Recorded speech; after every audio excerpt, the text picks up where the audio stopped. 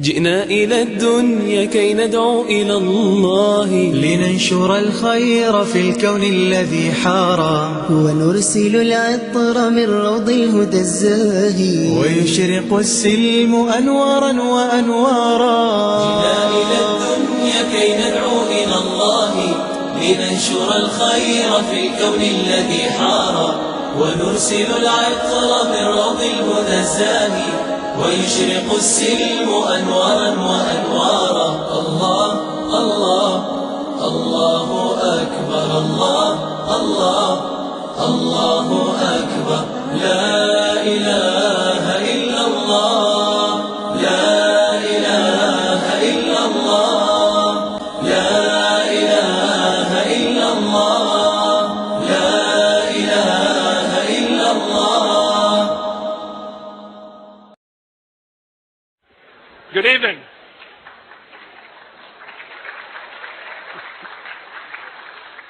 I want to welcome you to the Roger W. Hines Lecture for the 2006-2007 academic year.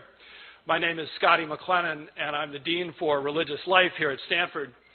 A dozen years ago, the James Irvine Foundation established the Hines Lectures in Religion and Society. The series is intended to bring to the Stanford campus leading thinkers who examine the intersections and interactions of systems of belief and practice with human groups and societies. Past Hines lecturers have included Elaine Pagels, Diana Eck, Bruce Lawrence, Karen Armstrong, and last year, the Dalai Lama.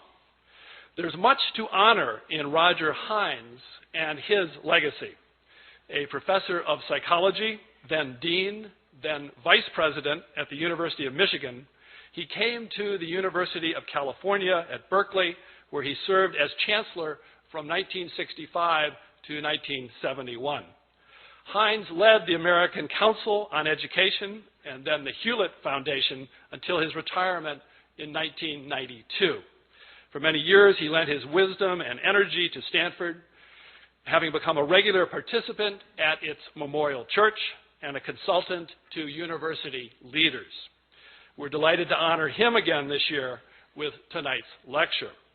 And I'm grateful to Religious Studies Professor Robert Gregg, formerly the Dean for Religious Life, who worked closely with the Irvine Foundation to establish this lecture series, and in a moment he will introduce this year's speaker.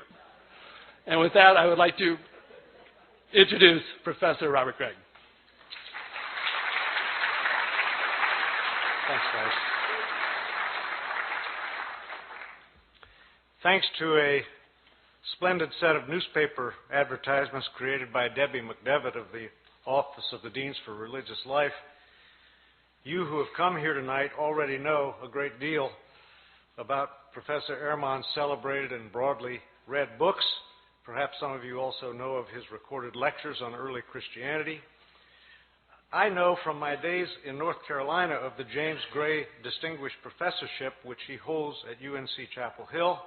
I have heard stunning testimonies from those who have done their doctoral study with Bart Ehrman.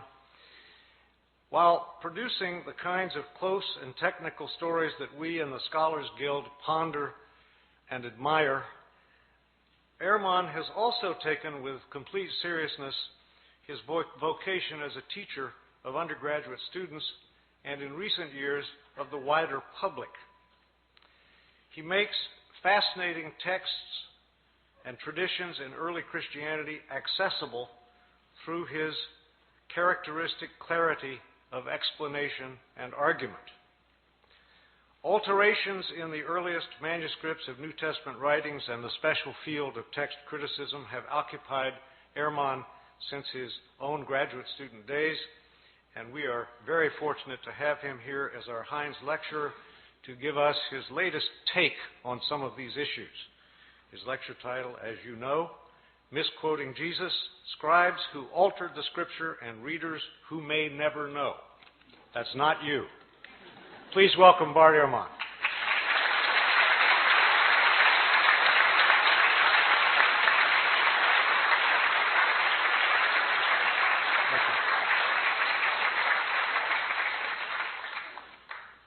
Well, thank you very much for that generous introduction, and you're welcome. It's a pleasure to be with you all this evening.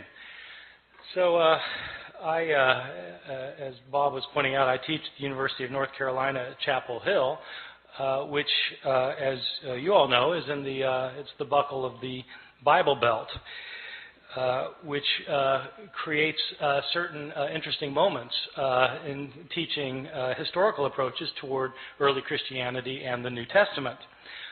This last year I was teaching my course on the New Testament, so I had a class about 360 students in it, and I decided to do something this last year that I had never done before. I began my class by asking students the following question. I said, how many of you in here would agree with the proposition that the Bible is the inspired Word of God? Boom! The entire room raises its hand. All right, good, great. Now, how many of you have read the Da Vinci Code, I asked? Boom! The entire room raises its hand. Oh, good, okay. Now, how many of you have read the entire Bible? Scattered hands. I said, all right. Now, I'm not telling you that I think God wrote the Bible. You're telling me that you think God wrote the Bible. I can see why you might want to read a book by Dan Brown. I mean, if God wrote a book, wouldn't you want to see what he had to say? It's just one of the mysteries of living in the South. Well, the Bible is the most widely purchased, most thoroughly revered, and probably most broadly misunderstood book in the history of human civilization. One of the things that's misunderstood, at least by my 19-year-old students at Chapel Hill, is that when we're reading the Bible, we're not actually reading the words of Matthew, Mark, Luke, or John. We're reading translations from the Greek language in which these books were written. And something is always lost in translation. And not only that, but we're not reading translations of the originals of these books, because we don't have the originals of these books or of any of the other books of the New Testament. What we have are copies made centuries later, many of them many, many centuries later. These thousands of copies that we have are all different from one another in lots of little ways and sometimes in big ways. There are places where we don't know what the authors of the New Testament originally wrote. Now, for some Christians, that's not a problem because they don't have a high view of Scripture. For others, it's a very big problem. What does it mean to say that God inspired the words of the text if we don't have the words? Moreover, why should one think that God performed the miracle of inspiring the words of the Bible if he didn't perform the miracle of preserving the words of the Bible? If he meant to give us his very words, why didn't he make sure we received them? The problem of not having the originals of the New Testament, though, is a problem for everyone, not simply for those who believe that the Bible was inspired by God. For all of us, I think, the Bible is the most important book in the history of Western civilization. It continues to be cited in public debates over gay rights, abortion, over whether to go to war with foreign countries, over how to organize and run our society. But how do we interpret the New Testament? It's hard to know what the words of the New Testament mean if we don't know what the words were. And so in this lecture, I'll be talking about not knowing what the words were and what we might know about the originals of the New Testament, how they got lost, and how possibly they might be reconstructed. So let me begin by talking about, on a fairly basic level, how it is that we got the books of the New Testament. The books of the New Testament were all written in Greek. They were all written in the first century of the Common Era. They were written by Greek-speaking Christians who wanted to share with their community their views of Jesus, of the faith, of what to believe and how to behave. So an author like Mark, the author of our first gospel, sat down and wrote out one day his gospel about Jesus. Now, we don't know where Mark actually lived. Some scholars have thought that Mark maybe lived in Rome. So let's say he lived in Rome. Mark writes his book. Well, how does this book get into circulation? The problem is we're dealing with an age in which there were no Xerox machines. There wasn't desktop publishing yet, no PDF files. In fact, there wasn't carbon paper. How did people get copies of books? Well, in the ancient world, the only way to get a copy of a book was to copy it by hand. One page, one sentence, one word, one letter at a time. Mark makes his book, and somebody in his community wants another copy of it. And so that person either makes a copy himself or has somebody else make a copy for him. Now, part of the problem is that in the ancient world, at this time period in the Roman Empire, probably something like 90% of the population was illiterate, couldn't read or write. So not anybody could just make a copy. And most people who could write couldn't write very well. And so somebody makes a copy. We don't know who it was who made the first copy. We don't know if this person was competent or incompetent, but he made a copy. And probably, if he made a copy of this book by hand, one page, one sentence, one word, one letter at a time, he made mistakes. Now, my students sometimes have difficulty believing that people make mistakes when they copy things by hand. And so I tell them, well, you sit down tonight and copy the Gospel of Mark and see how you do. Well, in fact, they'll make mistakes. Now, here we have a problem created, because we have the second copy of Mark that is also put in circulation, and somebody wants a copy of Mark, and so they copy the copy. But the copy has mistakes in it. And so the next person who copies it copies the mistakes, thinking that they're the original wording. And the second person also makes mistakes of his own. And so he not only reproduces the mistakes of his predecessor, he introduces his own mistakes. And then another person comes along and copies that copy, making the mistakes of both of his predecessors and creating mistakes of his own, and then that book gets put in. And pretty soon you've got copies around the city of Rome that are all different from one another. Now, a visitor comes to Rome from Ephesus, and they have a church back in Ephesus too, and they want a copy of this gospel, and so he takes a copy, makes a copy, takes it back to Ephesus. And then that copy gets copied, and that copy gets copied, and that copy gets copied. Then somebody comes from Smyrna, and they want a copy. And so it goes for year after year after year. We don't have a copy of Mark until around the year 200.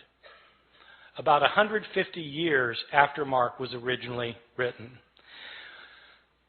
So not only do we not have the originals, we don't have the first copies, or the copies of the copies of the copies of the copies of the copies of the copies, etc., etc. Mistakes were made en route, and these mistakes were replicated. Now, the only way a mistake gets corrected is if you're copying a copy of Mark, and you come across a sentence that you're pretty sure is wrong because it doesn't make sense, and you try and correct it. And so you correct it to say something other than what it says. The problem is there's no guarantee that you will correct the mistake correctly, right? You might correct the mistake incorrectly, in which case you've got three forms of the text: the original text, the mistake, and the mistaken correction of the mistake. And so it goes on for year after year, decade after decade. The originals end up getting lost. They get lost. They're either worn out of existence, or people figure, well, we don't need this. I've got a brand new copy of it, and so they throw it away. And all of the books of the New Testament, all 27 books, experience the same fate. And so that is the situation we're dealing with. This is not a situation that's unique to the New Testament. This is a situation that we find for every book from the ancient world. Every ancient book has this problem.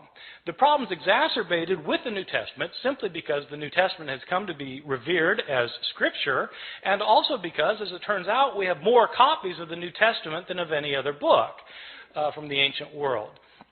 That would seem like a good thing, but it also means that we have more mistakes for the New Testament than for any other book. And so the abundance of evidence we have creates an abundance of problems. Let me talk about the surviving copies that we do have. First, give you a sense of the numbers of books that we're talking about. New Testament was originally written in Greek, and at last count we had over 5,700 copies of the New Testament in the Greek language in which it was originally written. Now, when I say we have 5,700 copies, I don't mean that we have complete copies of all the books from beginning to end.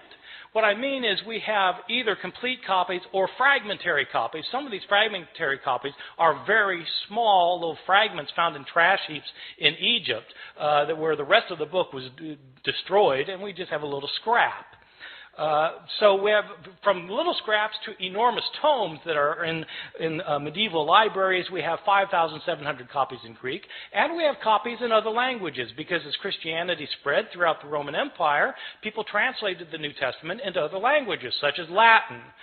We have something like 10,000 copies of the Bible in the New Testament in Latin, in Coptic, the ancient Egyptian language, in Syriac, in Georgian, in Armenian, in Old Church Slavonic, etc., etc. We have all sorts of copies in all sorts of languages. These copies can be compared with one another, and when you compare these copies with one another, there are lots of mistakes in them because no two of these copies are exactly alike in their wording. How old are these copies that we have? Well, the oldest copy that we have of any book of the New Testament is actually a little fragment that was discovered in Egypt. This fragment is about the size of a credit card, and it's written on both front and back. That's significant, by the way, that it's written on both front and back because it tells you that this copy actually came from a book. Like we have books today where you've got pages written on front and back as opposed to a scroll. Christians early on preferred writing their scriptures in books rather than in scrolls. That made these books different from other books throughout the Roman world. This little credit card-sized scrap that we have is called P52. It's called P52 because it's written on papyrus. So papyrus is an ancient writing material, and it's called P52 because it was the 52nd papyrus that was discovered and categorized, classified, cataloged. So this little scrap has a few lines on it from John chapter 18.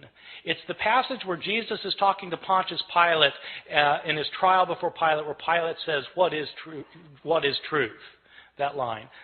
So that's that. It's written on, and it's written both front and back. Now the thing is, if you have a little scrap like that, and it's written on the front and the back, and you know what passage it comes from, then you can actually do some interesting things because you can figure out, even though you don't have a complete line on this page, you can figure out where this thing was on the page. And if you've got, if you do it right, if you figure out if you've got it one margin, you can figure out how many letters were in each line, and you can figure out how many lines must have been on the page in order to get from this part to that part. See what I'm saying? So you can actually reconstruct how long the page was, and then you can calculate how many pages were in this manuscript, because how many pages would it take with this many letters in it to create the Gospel of John. And so this one scrap can tell you how long the manuscript was. So there are people who do this for a living, as it turns out.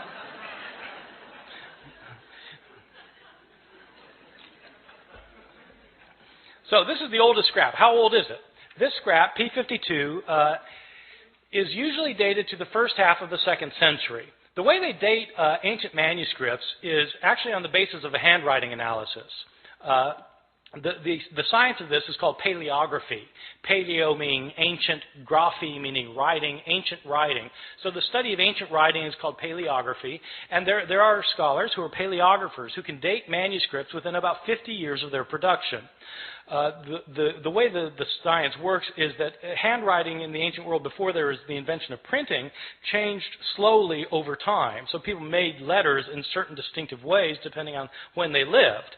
And so if you are familiar with how handwriting was in different periods of history, then you can determine when a manuscript was written. That's the science of paleography. And a good paleographer can get within about 50 years.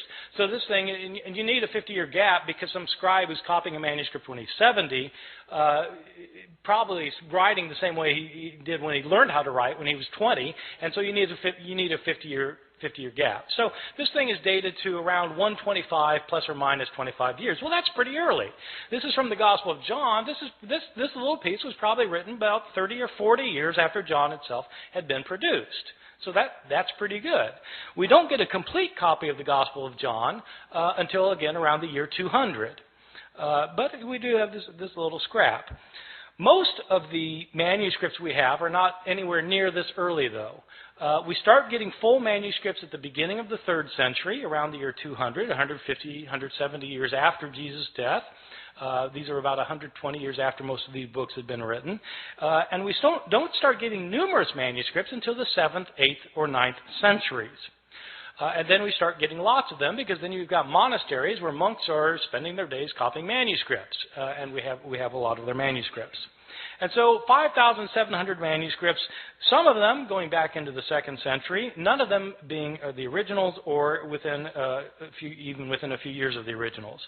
So with all of these differences, with all of these manuscripts, how many differences are there? Throughout the Middle Ages, it appears that the scholars didn't realize that there was a problem of not having the original text, or very few scholars realized that this was a problem. Even the scribes copying the text, they sometimes would realize there were differences in the manuscripts they were copying, but they didn't make a very big deal about it. The first time somebody made a really big deal about this was exactly 300 years ago this year, in the year 1707. There was a scholar named John Mill at Oxford. I think he's unrelated to the Victorian John Stuart Mill. This John Mill was a scholar of the Bible, and he had spent 30 years looking at manuscripts of the New Testament. Now, this is obviously after the invention of printing, and printers have to decide what text they're going to print, and the problem is they've got manuscripts that have differences among them. And so how does the printer decide which manuscript to print? Well, it's a problem. That's when they started realizing that this was an issue. Well, John Mill wanted to produce a printed edition of the Greek New Testament. He spent 30 years looking at the manuscripts available to him. He had available to him 100 manuscripts, approximately 100 manuscripts.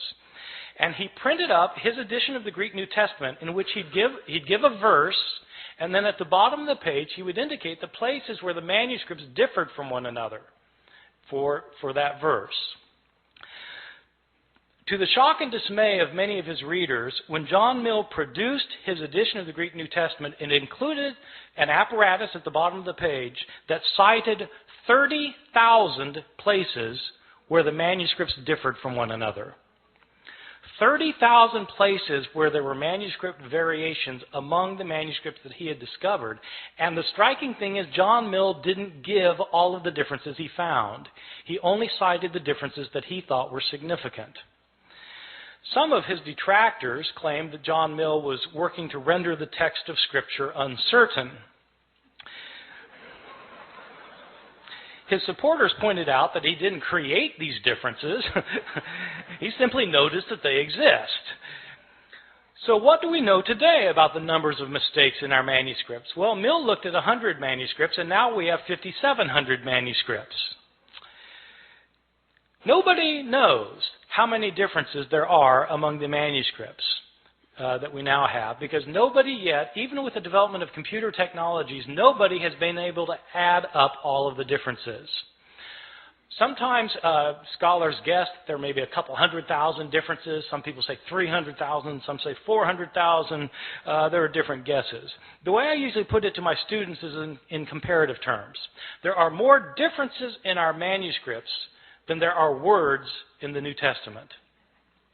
More differences in our manuscripts than there are words in the New Testament.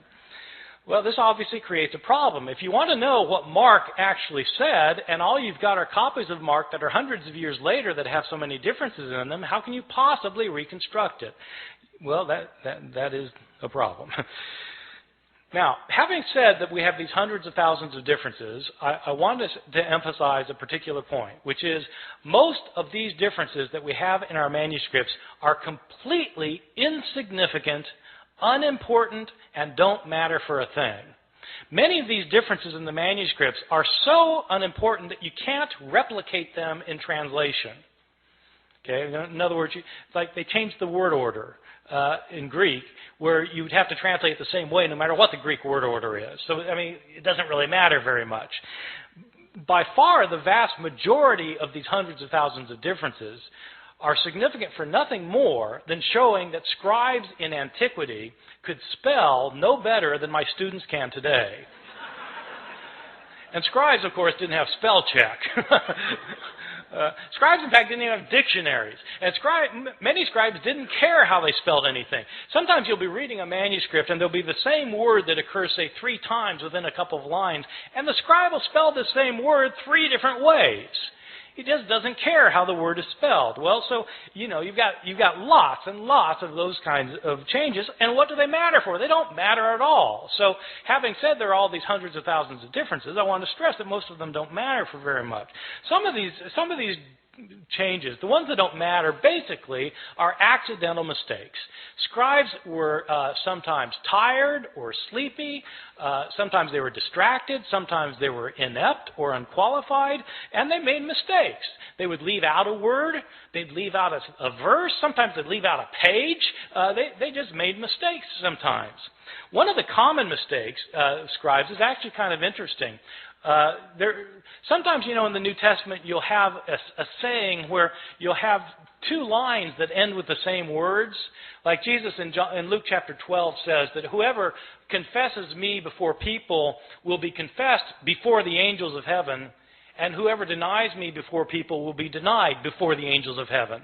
So you've got 2 lines that end with the words before the angels of heaven. And what scribes sometimes would do is they'd copy down the words before the angels of heaven on the first occurrence, and then, they'd copy it down, then their eye would go back to the page, and their eye would alight on the second occurrence of the same words. Thinking that that's what they had just copied, they'd go then to the next line and start copying there, and as a result, they would leave out the intervening line. See how that works?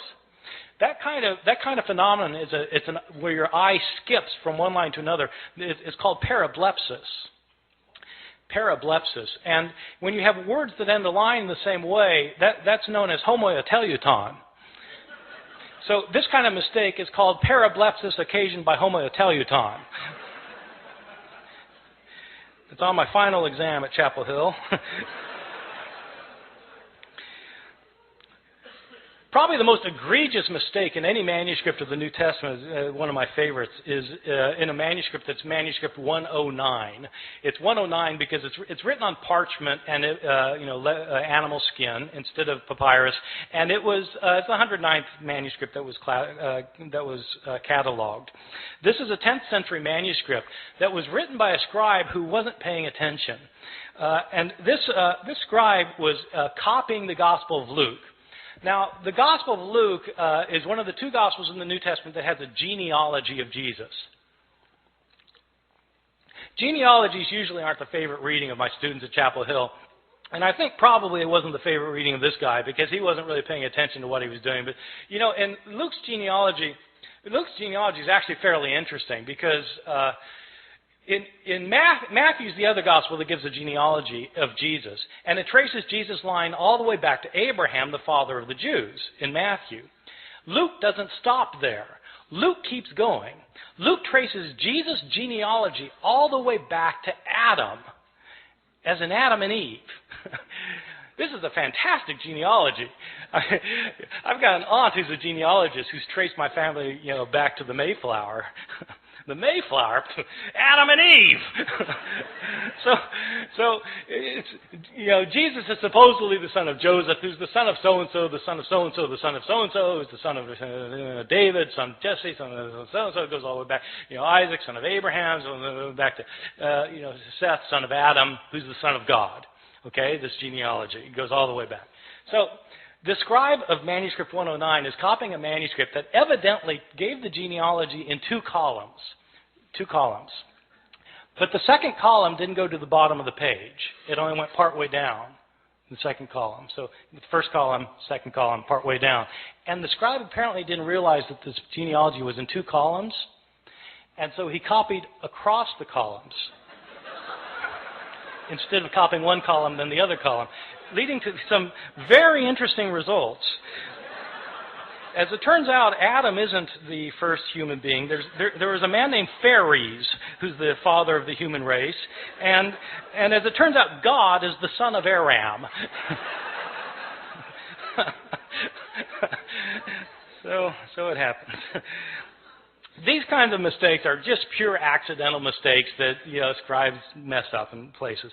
There are other kinds of mistakes that are what I think are probably intentional mistakes. I differentiate between accidental mistakes where scribes just slip up and intentional mistakes where it looks like scribes are actually trying to change the text. Now, I don't know for sure that scribes are trying to change the text. I don't have any scribes around to interrogate about the matter. But there are some changes that don't look like they could possibly simply be a slip of the pen.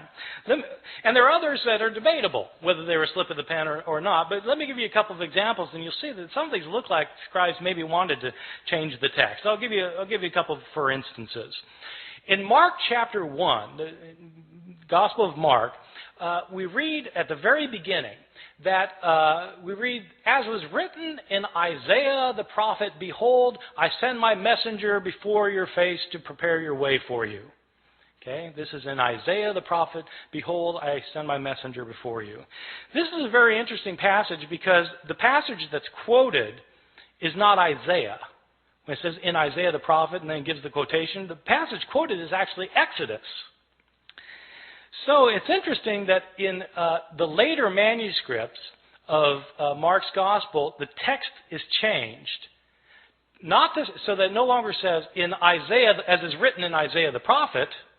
Now it says, as is written in the prophets.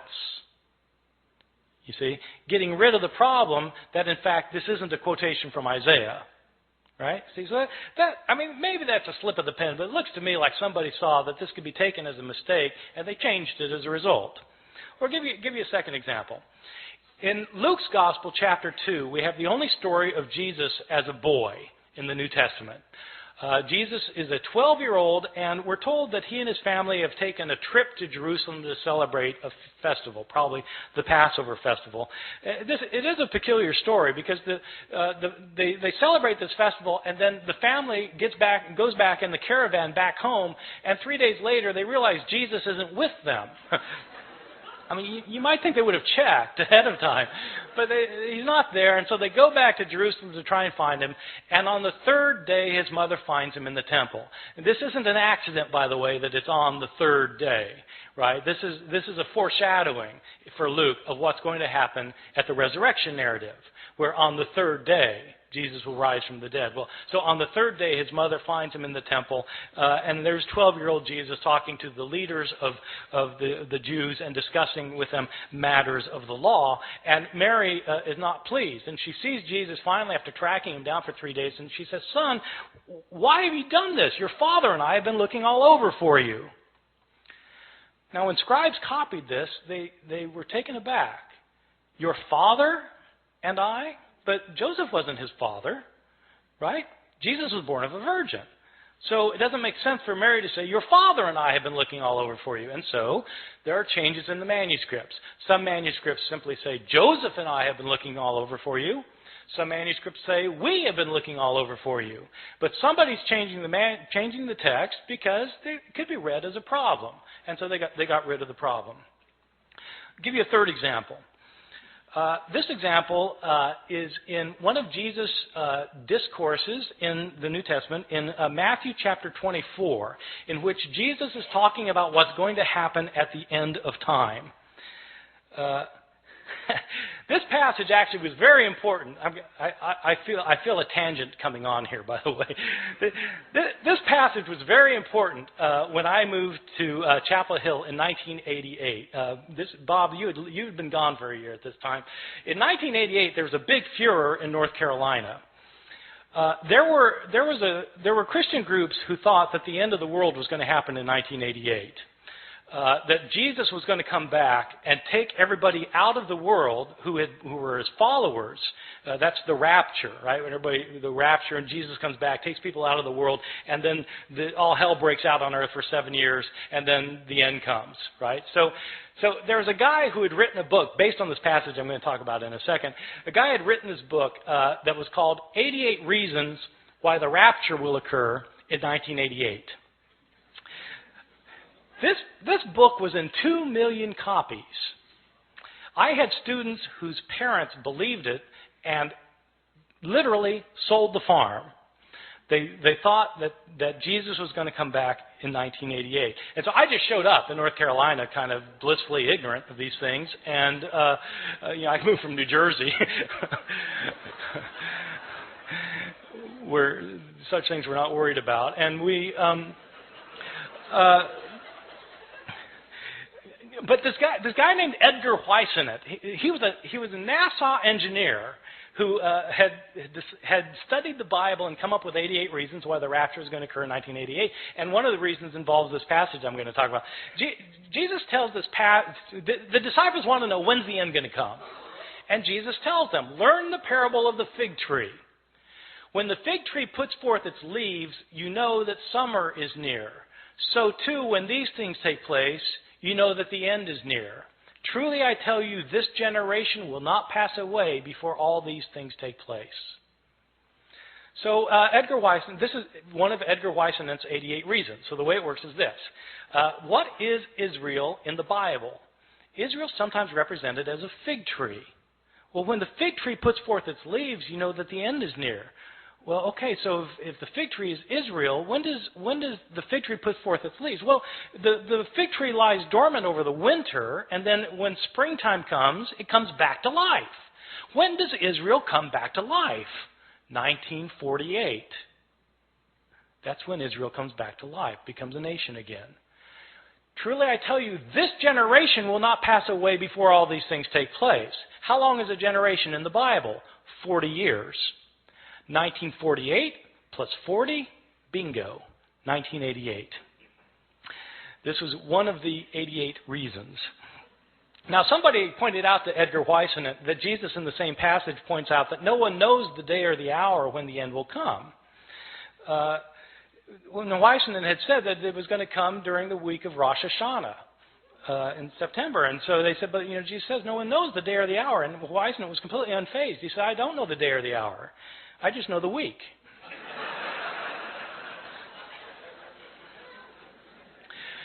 All right, so this passage actually throughout Christian history has been important because people have always been trying to figure out when the end's going to come.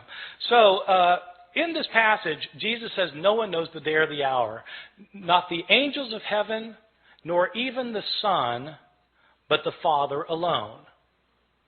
Okay, Matthew 24:36. Scribes copying that found it to be a peculiar thing to say, though. Not even the Son knows when the end is going to come? I mean, surely the Son of God is all-knowing. Isn't he omniscient? And so how do scribes deal with the problem? They deal with the problem by getting rid of the phrase. And so in later manuscripts, the phrase, not even the Son, is taken out, so that now Jesus doesn't claim to be ignorant about when the end is going to come. So that strikes me as probably an intentional sort of change. All right, so you get accidental changes and you get intentional changes. I want to talk about some of the big differences that you get in some of our manuscripts, just so you can get an idea of how significant this problem can be.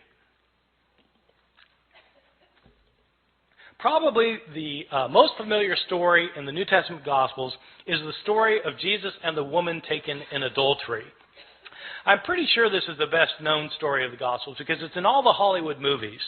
I mean, if you do a movie about Jesus, you've got to have Jesus and the woman taken in adultery. It's so much a requirement that even Mel Gibson, who The Passion of the Christ, which is about Jesus' last hours, has to get this in, and so he has a flashback showing this scene of Jesus and the woman taken in adultery. So the way the story works, it's found only in the Gospel of John, chapters 7 and 8.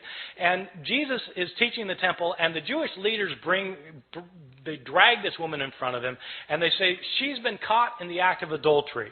The law of Moses says we're to stone someone like this. What do you say?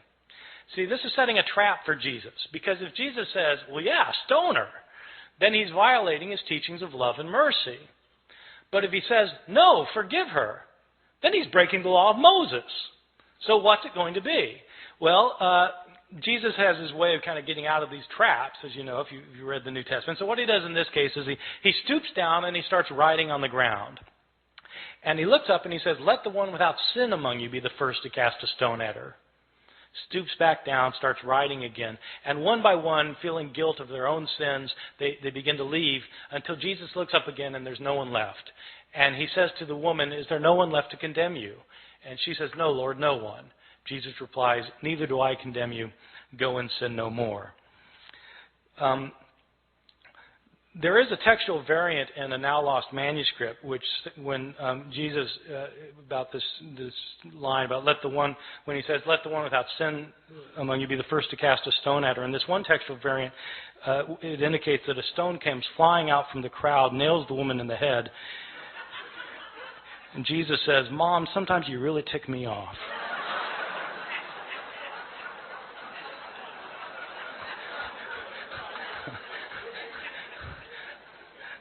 I made that up.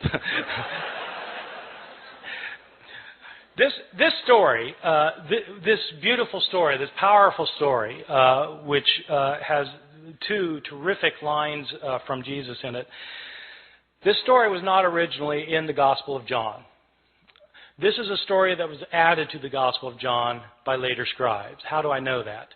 We have a number of early manuscripts of the Gospel of John. This story is not found in any of our early or best manuscripts of the Gospel of John. The Greek authors who wrote commentaries on the Gospel of John over the centuries don't mention this story until the 10th century, 1,000 years after the days of Jesus. The writing style of this story, if you read it in Greek, the writing style is a completely different writing style from the writing style of the rest of the Gospel of John. As a result, scholars have known for years that this story did not originally belong in the Gospel of John. Well, why is it in our English Bibles then? Probably what happened was some scribe had heard this story. They'd heard the story and they decided that it illustrated some of the teachings in John chapter 7, and so they wrote out the story in a margin. A second scribe came along, saw the story in the margin, and thought it belonged in the text, and then wrote his manuscript by putting the story in the text. Another scribe comes along and copies that manuscript, and that manuscript gets copied, and so on until it becomes part of the textual tradition. And it's these later manuscripts that were used by the translators of the King James Bible in 1611, so that the story came into English through the King James Bible. So, this story, however, is not a story that was originally in the New Testament. So people sometimes ask me, well, are there any changes that are significant in the New Testament? Yeah, well, this strikes me as a rather significant change, that the story of the woman taken in adultery wasn't originally there. Or consider a second instance of another big difference, the Gospel of Mark. Mark is probably my favorite gospel because it's so subtle and understated in places, and it says things that you don't expect. And nowhere is this more true than in the ending of Mark's gospel. In Mark's gospel, Jesus is put on trial, and he's crucified, he's dead, he's buried, and on the third day, the women go to the tomb. The tomb is empty, and Jesus is not in it. There's some man in there. And the man tells the women that Jesus is not here, he's been raised from the dead. He tells the women, go tell the disciples that he will meet them in Galilee.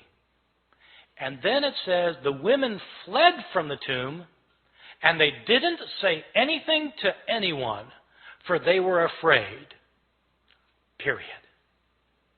That's where it ends. That's the end of the Gospel of Mark. And you think, how could it end there? They're told to tell the disciples, but they don't tell anybody. Didn't the disciples ever learn? Didn't they go to Galilee? Didn't they see Jesus? How could that be the end of the story? And that's exactly the reaction the scribes had. They got to that ending, they said, how could it end there? And scribes then decided it couldn't add there, and so they added 12 verses. So that in your English Bibles today, you'll find 12 more verses after that, after chapter 16, verse 8. And often they'll be in double brackets, because the translators will tell you in a footnote, these verses weren't originally in here, these were added by later scribes. In these verses, in these added verses the scribes added later, but we know they're added later because they're not in the earliest and best manuscripts. The writing style is different from the rest of the Gospel of Mark, and in fact there are inconsistencies between this ending and the verses that precede it. So this is clearly an addition to the Gospel of Mark. In these final verses, according to these final verses, the women do go tell the disciples do go to Galilee, they do meet Jesus there, and Jesus then tells them that they're to make the disciples of all the nations, and people who become his disciples will be able to speak in foreign languages.